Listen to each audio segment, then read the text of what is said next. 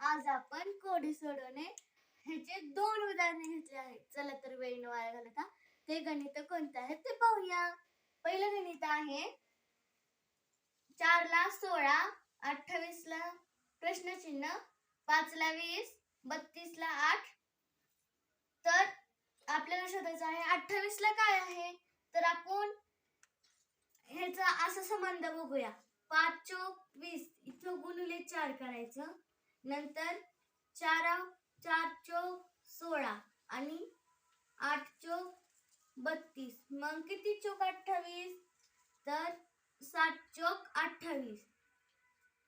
7 गुणिले 4 म्हणून आपला ऑप्शन दुसरा आलेला. तर दुसरे गणित पाहूया.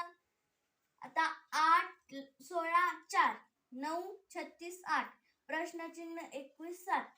तर आपण ह्याला एक ट्रिक वापरून पाहूया. 8 चौक 32, 32 ची इथं निमपट आली. 9 8 72, 72 ची इथं निमपट आली.